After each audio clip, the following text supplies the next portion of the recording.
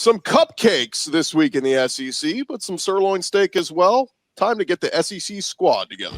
You're talking ball with the SEC squad. From Alabama to Tennessee, from Georgia to Oklahoma, from Auburn to Texas, it's the local experts of the Locked On Podcast Network bringing you scoops, breakdowns, and the most comprehensive preview of the upcoming SEC weekend. It's the SEC squad, and we have a seat for you. Hurt feelings and thin skin are prohibited. Squad up, you're part of the SEC squad. Oh, yeah. Welcome into the SEC squad. Sit back, grab your favorite beverage, and join us as we get you ready for another wild week across the SEC. We've got our squad assembled. Let's run down it. I'm Chris Gordy, host of Locked On SEC. We've got Brandon Olson, host of Locked On Gators. Luke Robinson, host of Locked On Bama. Stephen Willis, Locked On Ole Miss. Man, he's feeling pretty good. Jonathan Davis, host of Locked On Longhorns, our highest-ranked team. John Neighbors, host of Locked On Razorbacks. John Miller, Locked On Mizzou. Clint Shamblin, Locked On Bulldogs. Another one hurting. Gentlemen, welcome in. And, of course, today's episode brought to you by the Game Time app. Download the Game Time app, create an account, use our code Locked On for $20 off your first purchase. And, guys, as we do each and every week, we just go around the horn, ask each of you to make a prediction about your team, your game, whatever it is. And, Brandon Olson, you're first in the pod. Let's start with the Florida Gators. I'm always first in the pot, and I always hate this. I am going to say the Florida Gators are not going to come close to covering the spread this week. I would say that. 4.5 right now for LSU, and I have zero confidence in this coaching staff. But isn't that so sneaky? Isn't that line super sneaky to you and weird? I think Vegas is just like, hey, this game's always weird. Let's just keep it tight, keep it close there. But I just... And LSU's on quit watch.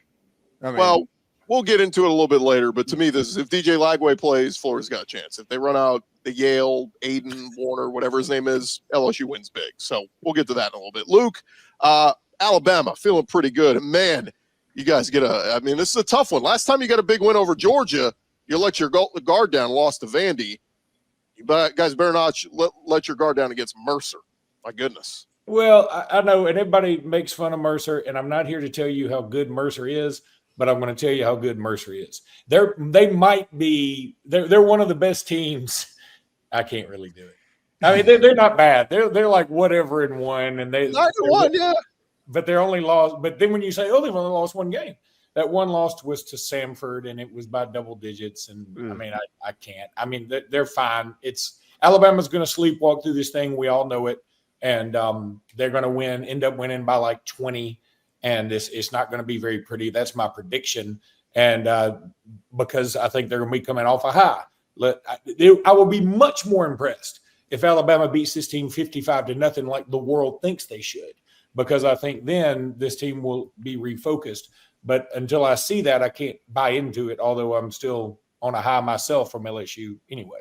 That would be a really funny year one for Kalen DeBoer. He beats Georgia and beats LSU in Death Valley, but loses to Vandy and Mercer. What do you do with that first year? Certainly. What do you do with that last year? Because that will be your last year if you lose to those three the same. I don't care what else happens. That's brick through the window material there. That is several bricks thrown by me.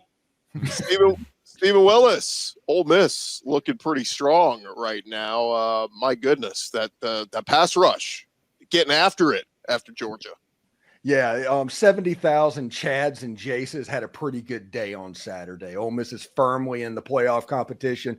All they have to do is win out on the road at Florida and against Mississippi State, and they're probably sitting about as well as anybody not named Alabama in the entire conference right now. So I'm pretty excited about where they sit, especially after dropping that horrible game against Kentucky. So I'm pretty fired up. We're going to go into the bye. I'm going to watch some football, and I'm going to get to see the Georgia revenge tour against Tennessee up close and personal this weekend in front of my television. Jonathan Davis, Texas got they got the luck of the draw when it came to the SEC schedule, but all you can do is just keep taking out the trash and winning, and Texas is doing that. I'm just going back to what Steven said. Anybody not named Alabama, huh? Look, the last two games against Arkansas haven't been pretty for the Texas Longhorns, double-digit losses in both of those, including Steve Sarkisian's first loss at the University of Texas. I don't know if you can avenge a loss from 3 years ago, but I definitely think he's going to take this one personal. He's coming into Arkansas this time with a completely different squad. And when you look at the Razorbacks, the last 2 games at home outscored by 56 points. Just look at John Neighbors' face, right? It has not been great. I think Texas becomes the 3rd team in a row to beat Arkansas at home by 20-plus points on Saturday. John Neighbors, you're up next. Just in the freaking season, dude. Like, I'm so sick of this crap. Like, here's the thing. If this game was in Austin, I'd actually like Arkansas's chances more. Really? If it was on the road, yeah. Because they have this thing where they're like, hey, the more money that fans pay to go and see this team play and travel and all that, the more money that you spend, the crappier they look. It's really incredible. So, yeah, I just want this over with and done with. Put it out of the misery. Although it's going to go one of 2 ways. Either Arkansas is going to beat Texas and keep Sam Pittman here for life, or they're going to get absolutely mollywopped, and it's not even going to be close, and it's going to end up being another embarrassment at home. But either way, I'm so glad I bought season tickets this year for the North End Zone, where all the amenities are there, and I have just wasted my time and breath even speaking about this. I don't even know why I joined this stupid podcast anyways. Well, Yeah, our crossover is going to be a delight, clearly. maybe Your prediction is Loss. Oh, okay. Massive. I was confused. the good news is a cold front might be here, so maybe you get some good weather there. Oh yeah, that would just to make everything better. Thank you. Look, on the bright side, the game is at 11, and you'll have the rest of your day after that. You know, Yeah. you don't have to wait all day for the ass whooping, John. Yeah, bright side is that, but at least we get so disappointed and worked up in the beginning of the day. I'd rather it be tonight. So, but it's fine. It's okay. It'll be over soon. Just gotta grit it and bear it and let it happen. John Miller, Locked On Mizzou. You guys win by the skin of your teeth, but hey, keep doing this, and you guys might finish 10-2 again. You never know. Missouri has been a wild watch this season, have they not? Especially at home. And I think we could be in for another close game. I really do. I think the spread is sitting at about 12 right now. I think Missouri against South Carolina. I think this could be a closer game than people think. My big prediction is, though, Drew Pine is going to start again. It's not going to be Brady Cook. So at first glance, you think, not great for Missouri, and it's not great for Missouri. But on the other side of the ball, I actually think this Missouri defense matches up pretty well with the South Carolina offense. So I think we could be in for a competitive football game. Maybe not enough for me to go out on a limb and pick the Tigers, but I think this is going to be closer than people expect. Maybe Dylan Stewart will put him in a pine box. See what I did there? Clint Shamblin, give me a thought on Georgia. The thought is I'm going to have a great time over on the Twitter X machine yelling at Georgia fans as we watch this game for them wishing and hoping that we didn't make the SEC championship, because that's the best route to the playoff. And I'm going to be sitting here as we beat Tennessee but miss the championship, the SEC championship, and I'm going to get after them because it's absolutely ridiculous that was the call. That was the hope of some of the fans. It was absolutely ridiculous. I couldn't stand it. Nico being out is going to make this. Who knows if he is? My prediction is not. Vegas doesn't think he's going to play, which is why you see the point spread so much coming off that whooping that we took at the hands of Ole Miss. I anticipate a get-right game for the defense. The offense is a coin flip. I have no idea what's going to happen with Carson Beck over there. But I do think the defense gets a get-right game, especially against Tennessee, who might be down Nico, as well as a good running game. And so I think that's actually serves in between the tackles, serves Georgia's purposes very well. Well, why don't we ask the source? Our buddy Eric Kane, host of Locked On Vols, joins us. Eric, Here we are. prediction. Is Nico playing?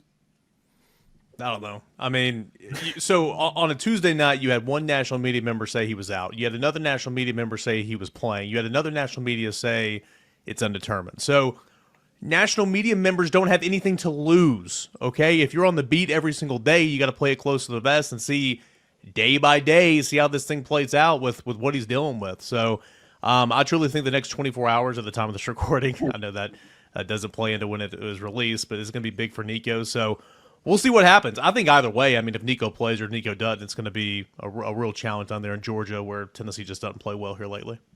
I need you to be real investigative reporter, Eric. Go follow Nico everywhere on campus. Follow him to the bathroom. Just Whoa. please. Oh my gosh. Worst advice of your entire life right there. Follow him to the bathroom, not into the bathroom. Just do it. It's better. Make It's sure not so good that now. when he comes out. That's it. Nice save, Brandon. Nice save. It got real awkward on here. You casually bump into him and go, hey, man, how you feeling? You feel good? How's the hit? No, we need to move on quickly here. Got real awkward and quiet out here with that one. Before we move on to actually start previewing the games, anybody have any thoughts on any of the other teams not here this week? Obviously, South Carolina with a nice win last week against Vanderbilt. LSU, Matt Moscona hasn't been with us week one. I don't know. Maybe he jinxed LSU, and now they've got 3 losses. But any thoughts on any of the other teams that played last week we haven't hit on? I mean, South Carolina LSU's got to be the most disappointing team in the SEC right now, don't they? I mean, they've got Garrett Nussmeier. You know, some people think he could have been the number 1 quarterback in the draft at one point. Now, I don't, but some people did. And not people with brain cells. Yeah, that's a good point. Those people. And then they now you look back and that loss to USC looks horrible. They should have lost to South Carolina 100%. They get blown out by Alabama. They should have lost to Ole Miss, frankly. They just and then they get blown out at A&M. I mean, I think, are they really getting a good return on their investment for Brian Kelly? And I'd say no. Yeah. Any team that has just discovered the single wing offense can beat LSU. Yeah. Yeah, if you have any kind of running quarterback. Brandon, can Aiden Warder run at all? Maybe?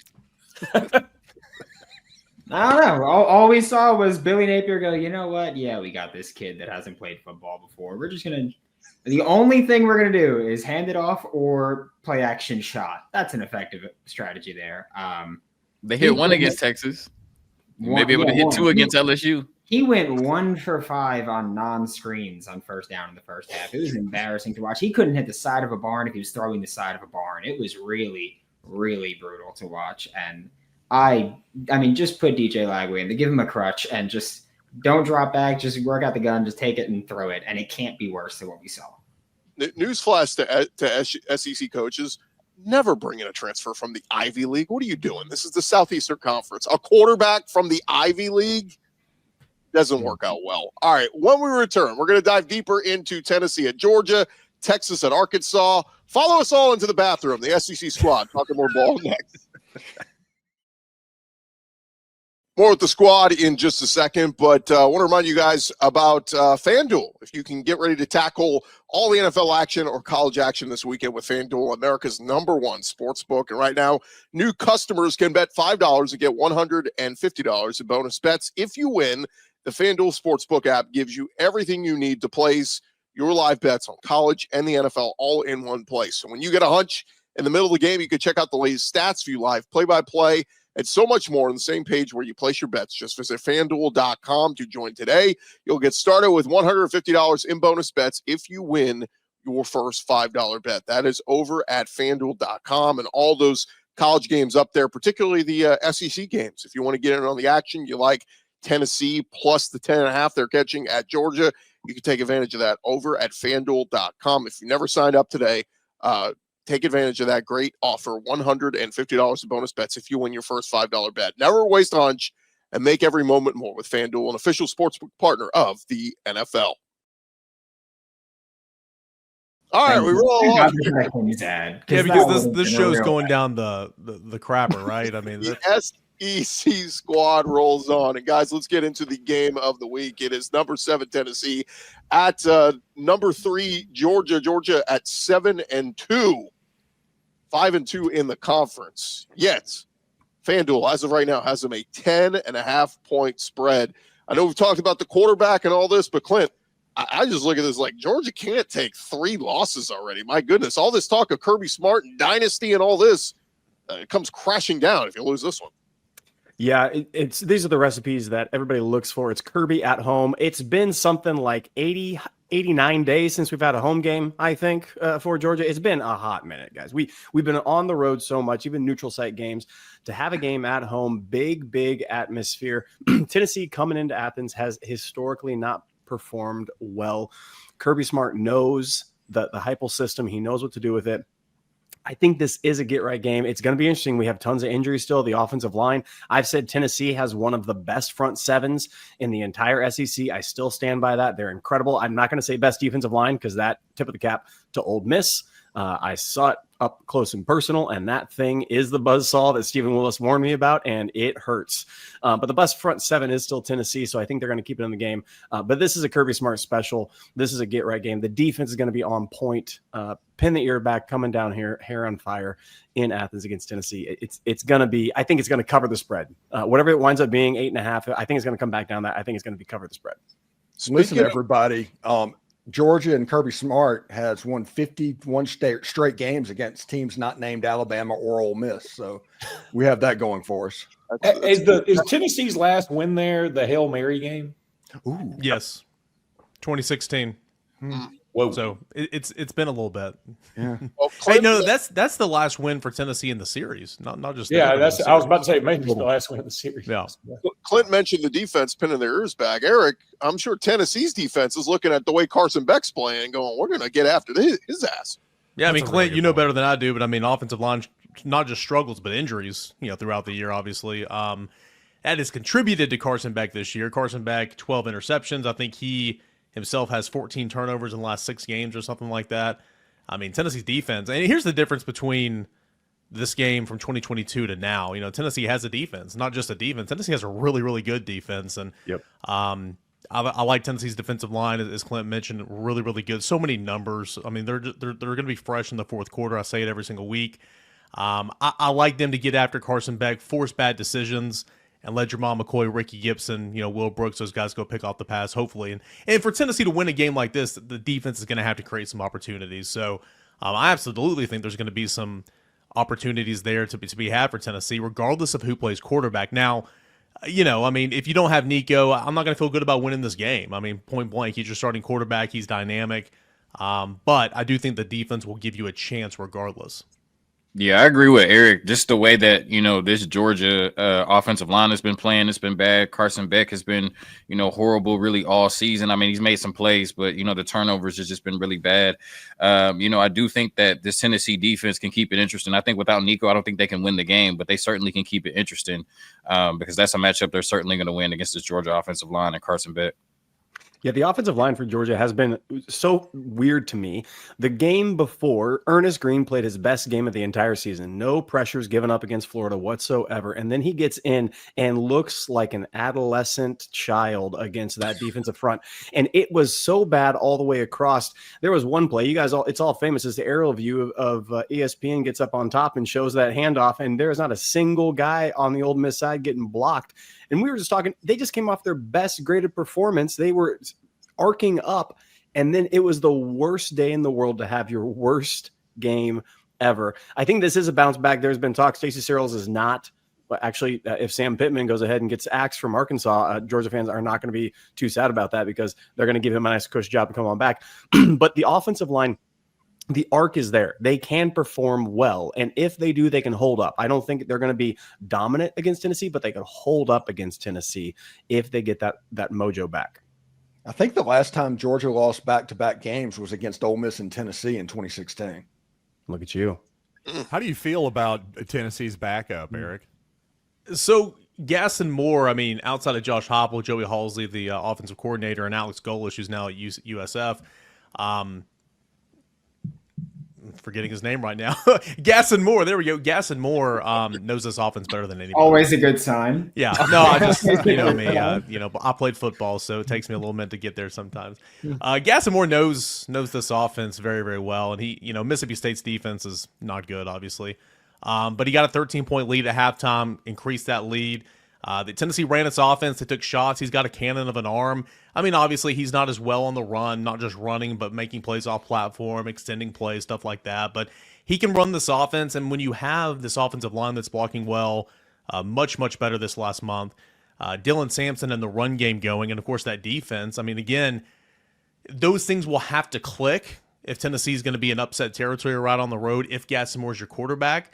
But he can certainly run this offense. It's just Nico obviously has the game-changing ability. And, I mean, he's already made a couple of those plays this year. He's not been as consistent as you want as a first-year starter. But that's where a backup quarterback in Gaston Moore just simply, doesn't have. If Josh Heupel takes a page out of Lane Kiffin, and yes, I'm saying his playbook, I'm so impressed with Lane Kiffin after last week, and he changes up Lane Kiffin changed in the game against Georgia. He didn't coach the same old Lane. If Josh Heupel can do that and understand that even with a backup quarterback, we can run, we can play very tough-nosed defense, and we could play very good ground attack against Georgia in Athens, this is going to be a closer game. If he doesn't change with a backup quarterback, I think Kirby Smart's system against Josh with a backup, a lesser version of Nico, is a recipe for horrible, horrible day for Tennessee if they don't change it up. I think so too. Like, Tennessee in games with Josh Heupel against Georgia, Tennessee's receivers have got manhandled. And I mean, just manhandled. And the physicality, some flags are thrown, a lot of flags were held, but I mean, that's football, right? You got to find a way to get off the line and go. And so, Dante Thornton's also dealing with an upper body injury, and his status is very much in question. He's your big play guy. Tennessee's 2 guards missed some time. I mean, Tennessee's a little bit beat up right now, so not the recipe for success going down on the road for your biggest game. But Tennessee's receivers have got to play physical in this game. So instead of a lot of plays down the field, which is like Tennessee's offense, some intermediate, some to the sideline, running that run game, obviously that's been so effective. I'm with you. I think if it is gas and more, I think you need to see a little bit more of that. And really, even if it is Nico too. Anybody like Tennessee in the upset? Everybody's riding with Georgia at home. Whole panel. Wow. How about the over under 48.5? Seems like a lot, right? Georgia's covering that on their own. That's fine. 48.5. They're going to win. They'll be fine. I think it's going to be a super low, not a super low scoring game, but I mean, I said it earlier. Tennessee's defense will have them in this game the entire time, even if Gaston plays. So I think it'll be lower scoring. My concern is. So, Eric, did you not raise your hand or did you abstain? Like, are you picking Georgia? Well, no, I'm not picking Tennessee right now because at the time of this recording, I have no clue who's going to play for Tennessee. I mean, like, not just Nico. Tennessee's guards, Tennessee's wide receiver. Pick right Tennessee. It's free, man. It's free. Just do it, man. Say what? Call it's free, brother. Just do it. Just pick Tennessee. Why not? Why are you peer pressuring him, Jonathan? Yeah. I mean, I'm not picking Tennessee right now. No, I mean, maybe later on, probably not. Let's be Also, I'll ride with them. By the way, the potential for this game to end up like the Ole Miss Georgia game last year is actually fairly high. This feels like a game that they kind of get right and figure some stuff out offensively. This isn't exactly a hot take. Gordy, I know you want to go, but let's also remember, big night games under Josh Heupel has not been great. Lost to Florida in that way twice. Lost to Missouri last year. Lost to Georgia. I know that wasn't a night game, but lost to Georgia in an afternoon game back in 2022. Lost a couple other ones as well. So, I mean, there's a lot of things going on in Tennessee. Neighbors over there. Yeah. Oh, yeah. Lost to Arkansas this year. Sorry, John. I guess my one thing I have this year. I guess it's the one thing, and I can't even get that. Sorry, John. Yeah. Sorry. That is Georgia. 2 words. Mike Bobo. Okay. If they're going to lose, they could be because of him. All right. We got Gordy, I got to come after you. Look at every single offensive statistic on the planet. He's better than Todd Monken with lesser talent. He doesn't have Brock back. Look at every advanced metric. Mike Bobo is not the problem. Offensive line and Carson Beck is. You might be the only Georgia fan that's got his back. I'm the only one. I'm in the chats just fighting up to my neck. They are just coming for blood, and pretty soon they're going to win. Thanks for joining us, Bobo. Yeah, Tom Monken might be an NFL head coach next year, and Mike Bobo, he'll keep bouncing around the SEC teams. All right, we're going to get to our other SEC games coming up after this. Back to the squad in just a second, but first, Game Time. The Game Time app, they have a new feature called Game Time Picks, and it is going to make getting tickets to see your favorite teams play live even easier. Game Time Picks is going to filter out the fluff to show you only the incredible deals on great seats, so you don't have to waste time searching through thousands of tickets on some of these other apps. Game Time Picks, their curation process is going to make it easier for you to save more on sports, concerts, comedy, theater, all of it, all in pricing. That's my favorite feature. You got to toggle that feature on, but when you turn it on, it's going to show your total upfront with no surprise fees at checkout. The total shows you under the all-in pricing. That's what you pay, guaranteed. Also, seat views, you get a panoramic view from your seat in the app before you buy, so you can know what to expect before you buy the seats and sit down and enjoy the game. Lowest price guarantee also there on Game Time, or they will credit you 110% of the difference. Go take the guesswork out of buying tickets with Game Time Picks. Download the Game Time app, create an account, use our code LOCKEDONCollege, get $20 off your first purchase. Terms apply. Again, create an account, redeem our code LOCKEDONCollege, get $20 off. Download Game Time today. What time is it? It's game time. All right, gents, let's get into the slate, the rest of the slate this weekend. Let's get into number 5. Texas is at 5-4 Arkansas. We kind of hit on it earlier, but Longhorns looking good. Arkansas has lost the last 2 at home, but again, last time they faced each other, Sam Pittman beat Steve Sarkisian head-to-head. Anybody feeling the underdog Hogs at home? No. Look, I mean, like you said, Texas is back rolling. Shaky game, very shaky, uncharacteristic game against Georgia, and then, played it a little bit too close against Vanderbilt. But we saw Quinn Ewers really some maturation last week. Like, he actually started throwing the ball down the field again. 5.4 average depth of target against Vanderbilt, 9.4 all the way up to 9.4 against Florida. Now, I know Florida was missing 4 DBs, and I mean, why not just chunk it down the field against Florida? But I think we saw something, right? This offense is back, 49 points. Like I said, Steve Sarkisian's first loss, I think he takes it personal. I think they come into Arkansas and take care of business. I think they score, upper 30s, low 40s. And, with the best defense in the country, I don't think Arkansas touches 20 points. Well, I can tell you this. Yeah, best defense in the country. They hadn't really played many offenses. I mean, that's just the fact of the matter. I think the best quarterback he faced was Diego or whatever his name is at Vanderbilt. And the other quarterback was Carson Beck, which got a loss. Listen, I'm not saying that because I think Arkansas is going to beat them, but I'm just saying that I'm curious, my own personal interest, to see what this Texas defense looks like against Arkansas offense, which, it's not like saying it's elite, but it is, at least last time I checked. If I can look at the numbers here, getting into the numbers here, they're second in the SEC in total offense per game. So I'm curious what that's going to look like. The problem is that Arkansas's defensive secondary, especially, is not going to be able to stop the pass. They could do a good job against the run, but not much else. So it's literally going to come down to if Arkansas's offense under Bobby Petrino, and if everyone's actually healthy, which Sam Pittman's notorious for lying about the injury reports, if it's healthy, then it'll be great, or at least, great for 5 minutes.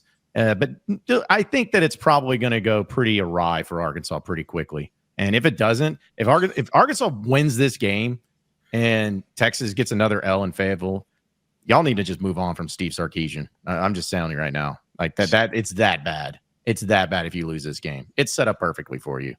I felt like I just rode a roller coaster with John and his emotions during that. He hates Sam Pittman as much as Clint Shamlin loves Mike Bobo. It's crazy. just hey, listen, I just went through that. Is a great summary of Razorback fans right now.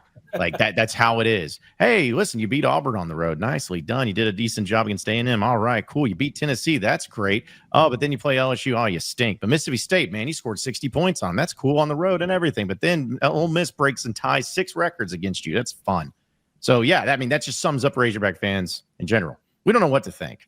No one knows what's going on. And that's what I think going into this game for me, looking at it, no one can tell me definitively the elitist of elite, right? Alabama, Ole Miss, sure, okay. Texas has looked okay against subpar competition, the schedule, and against Georgia. I think as I'm looking at the schedule, I'm looking at the last couple of weeks in the SEC, and something funky is going to happen somewhere along the line. And this is one of those that I'm circling. It's just weird. I'm Auburn and Bama that has the potential to get funky in a real hurry over there. So this for me is that game, just because no one in the SEC has stepped up and said, we're the elite and no one can beat us. I do actually like Arkansas to cover the spread right now. Okay. Yeah. I mean, the spread is what, 14, 15, 13 so and a half. yeah. I mean, sure. Yeah. Maybe, they can hang around with that. Yeah. Hear me out. Arkansas's not losing. They're not losing close. They're not losing close. Fire Sam Pittman and hire Mike Bobo. Hey, might be the move. We'll see what the move is. Yeah, I could also stick a toothpick in my big toenail and kick a cement wall. Sounds just Gordy, please make them put their money where their mouth is. Please make them raise their hand if they think Arkansas is actually going to win this game. Anybody taking Arkansas? No. All right, there we go.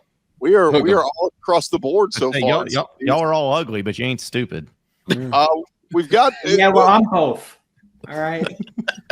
At 3:15 Central, 4:15 Eastern on SEC Network, it's Mizzou at South Carolina. This one's intriguing from a standpoint of Mizzou still has a chance to finish 10-2, John Miller, but South Carolina has been coming on as of late.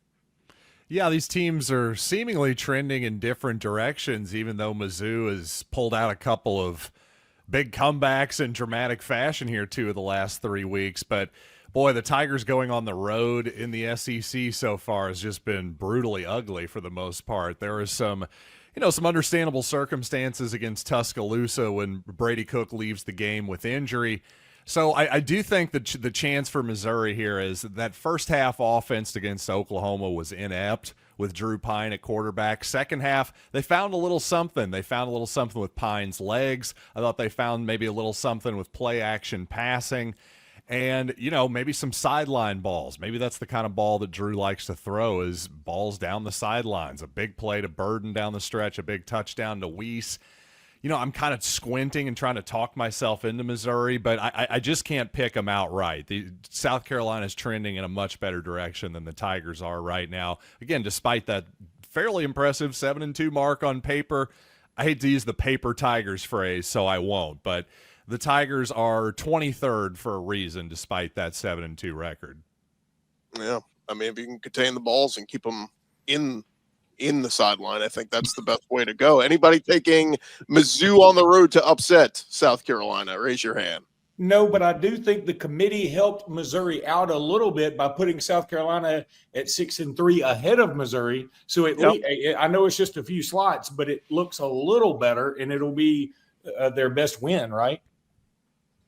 Yeah, I suppose it would be. Yeah, I think it certainly would be. And I think the bottom line is the Tigers are obviously going to have to go undefeated the rest of the year, and they're going to need a ton of help too. Yeah. Who would have thought that win would have been as good as it was for Ole Miss? Honestly, the South Carolina win. Yeah, no, I was just going to say South Carolina is a very, very competitive team. Everything that Mizzou wants to do, get the ball down the field to their playmakers, they're not going to have a lot of time to do it because South Carolina can get after the quarterback. And that's a really scary matchup for sure. The Missouri offensive line, which has struggled in pass protection all year against South Carolina's defensive front. Yeah, that's why I think you're going to see more quarterback draws, more middle screens, that type of stuff, because if you don't, I mean, Pine's going to be in trouble. And Mizzou just lost sideline balls. Connor Tollison, their starting center. So, you got to get your hands on somebody else's balls, under center. And interestingly enough, what is all this ball talk? Did I miss the joke here? I don't know. Sideline balls? I'm sorry, is this not a sport where there's a ball? Chris has been following people into the bathroom for a while. John Miller, you hold on to it. I'm not hearing it from the guy who was talking about following somebody to the bathroom. Thank you very much, Chris Gordy. And he said we're bumping into each other as we do so. So no, John Miller, you're fine, man. Look, if I put $2,000 on Tennessee to upset Georgia, I want to know everything about Nico this week and if he's playing or not. All right. Well, here's the thing. Everything, and I mean everything. Hold on. Save your money. You're going to need it for bail. Are you putting $2,000 on him? Maybe. Over at FanDuel. Check out our friends at FanDuel.com. Couple more here real quick. LSU at Florida. Anybody going to take the Gators? And Billy Napier got the vote of confidence from Scott Strickland. You got him, Brandon. He's sticking around. He ain't going anywhere. Anybody taking Florida Gators in the swamp?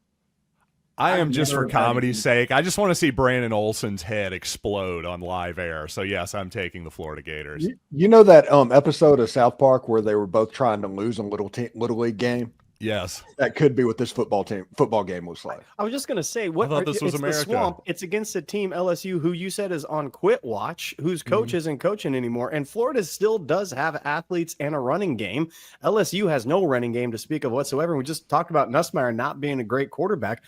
The recipe is there. I'm not picking them to, but I'm not going to be shocked. And I might sprinkle some on the money line in the parlay somewhere to go ahead and up the juice. Brandon, just treat this week like a little dress rehearsal. Right? Get DJ healthy, get him in there a little bit, get all the real games next week when Florida needs to knock off Ole Miss. Okay. Well, see, here's the thing. One, Florida is knocking off Ole Miss because that would be the funniest thing ever where everybody's like, oh, Lane should get hired to replace Billy. So the funniest possible thing would be Billy beating Lane, of course. But also DJ Lagway should not play. Just there's no need to rush him back. I don't think that's a good save him for Ole Miss. I agree. Yeah, I think you should take a couple. He should come back for Florida State. You win those games, you can get bowl eligible. If you do have Aiden Warner, your offense is going to be inept again, right? And that's where I really until DJ Lagway gets the green light, I'm assuming Aiden Warner is going to be the starting quarterback, and I have no faith in him And I have no faith in this coaching staff to put him or the rest of the offense in a position to succeed. And the defense, while they're dealing with injuries, just gave up 10 explosive plays against Texas, which is the most they've given up since they gave up 11 against Miami. So if the defense is crumbling at the same time that the offense can't get started, yeah, I've never hated this job more. Aiden Warner sounds like the name of my accountant's attorney. He's going to be in a few years. He's going to be in a few years, actually. He went to Yale, so you got that. I'll tell you this, I would Brandon. rather do my accounting. If Florida beats LSU this week, I think you guys are going to beat Florida State in the last week of the season. I got a spot for you. You come down to Houston, I'll get you sideline passes for the Texas Bowl because the Florida Gators, they are Texas Bowl bound. If they don't beat Florida State, regardless of if they beat LSU, Don't say this. Don't say this. I'm just gonna say I'm gonna get fired. Like I'm gonna lose my freaking mind. Like, Well, he said. I'm gonna go nuts if they Don't say anything about eating anything though. Yeah, Twitter. no, I'm not. I'm ugly Twitter and dumb, but remembers not that. that dumb. I'm not All right. doing that one. Before we call it a show, guys, just a quick hitters. Murray State, Kentucky will beat them. They're terrible. New Mexico State, no more Diego Pavia. Texas A&M will handle them. But of all the cupcakes this week, the one I'm watching is 5-4 Louisiana Monroe at 3-6 Auburn. This is the same week a year ago that New Mexico State went into Auburn and won. The Louisiana Monroe, whatever they are, Warhawks. Warhawks, They yes. go beat the Auburn Tigers and hand Hugh Freeze his 7th loss. Yes. That's tarmac right there. No. That is Yep. that is tarmac at home. You lose that game. I'm saying I yes agree. because I hate Zach's listeners more than anybody hates them. So, Not Zach. I'm saying yes, and I'm going to be in his Discord talking trash the entire time. As somebody that has ridden the Hugh Freeze roller coaster before, it is absolutely possible that they lose to Louisiana Monroe. It's also absolutely possible that they beat Texas A&M. By the way, Peyton Thorne has been banged up with a shoulder all week. So Oh, that changes Does that everything. matter? It All- genuinely does All that matter. year or all For the week? last 10 years? Yeah. Was that Walker White? Yeah. Going to play quarterback for him? Luke's Might laughing as like well walk right out there. Peyton Thorne's not going to give Alabama a game the last week of the Hey, season. look, but just in Tuscaloosa, we handle business. That's Over true. there in that stadium where it's built on dried unicorn bones He knows. and leprechaun dust He and knows. fairies and UFOs. Yeah, we have a problem over there. Yep. Golden horseshoes. So we're all taking Auburn at home. Nope. No. No. Okay. But All right. I'm grudgingly. taking ULM because I need this so that if they do lose, I get to send this to them and make them cry. Well, I- there- I do not have any Auburn fans in my YouTube comments, and I just feel left out. I used Praise to have a bunch. everything in your life. well, there you have it, folks. That is SEC Week 12. The SEC squad will be back next week. I'm going to run to the bathroom if you guys want to tag along. We'll talk to you guys next week right here on the SEC squad.